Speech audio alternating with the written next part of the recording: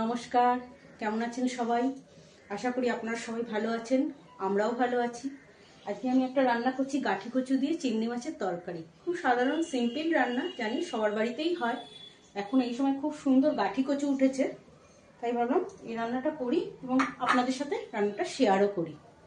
দেখুন রান্নাটা আপনাদের ভালো লাগবে। আমি গ্যাস জ্বালিয়ে দিলাম, রান্নাটা শুরু করছি।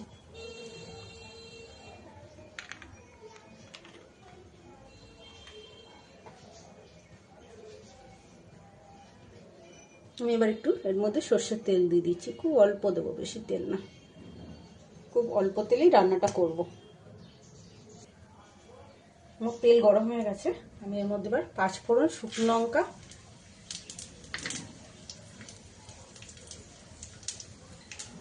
আর তেজপাতাটা ফোড়ন দিয়ে দিলাম। ফোড়নটা একটু ভাজা ভাজা হবে।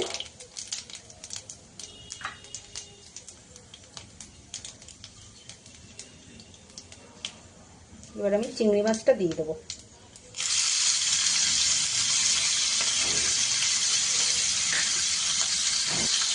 গ্যাসের আঁচটাকে আমি একটু কমিয়ে দিয়েছি। চিংড়ি মাছটা দিয়ে আমি একটু ভেজে নেবো চিংড়ি মাছটাকে।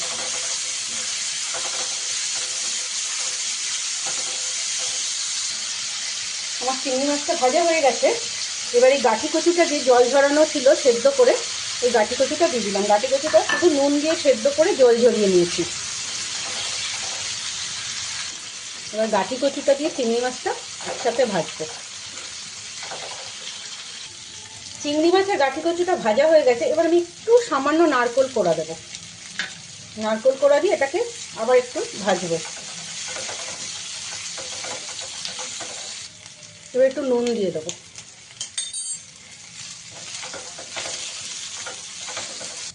দেখুন এটা ভাজা ভাজা হয়ে গেছে, তেলও ছেড়ে দিয়েছে।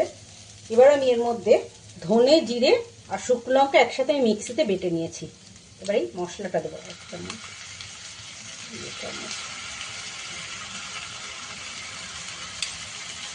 এই মশলাটা দিয়ে একটু কষিয়ে নেব, গ্যাস কমিয়ে কষিয়ে নেব।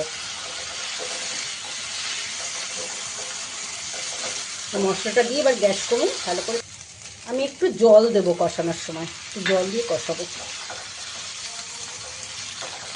আমি এটাকে আঁচ কমিয়ে একটু ঢাকা দিয়ে দিয়ে কষাবো, তাহলে এটা সেদ্ধও হয়ে যাবে আর খেতেও একটু সুস্বাদু হবে। আমার মশলাটা কষে গেছে, তেলও ছেড়ে দিয়েছে। দেখুন তেলও ছেড়ে দিয়েছে মশলাটার থেকে। এবার একটু জল দিয়ে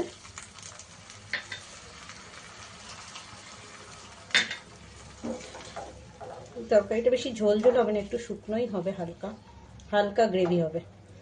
এবার ঢাকা দিয়ে রেখে দিই, মিনিট 10 ঢাকা দেওয়া থাক, কচুটা সেদ্ধ হয়ে যাবে।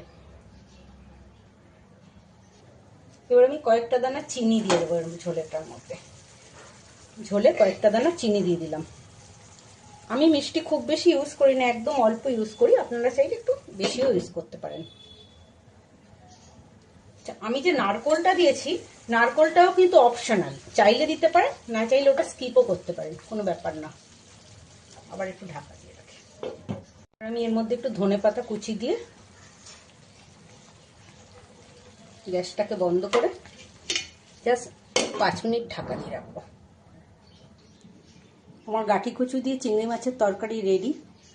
এই রান্নাটা যদি আপনাদের ভালো লেগে থাকে তাহলে প্লিজ একটু পাশে থাকবেন, আমার চ্যানেলটাকে একটু লাইক, শেয়ার আর সাবস্ক্রাইব করে দেবেন। আপনারা ভালো থাকবেন, সুস্থ থাকবেন। আমি আবার পরে আপনাদের সাথে আবার পরে দেখা হবে।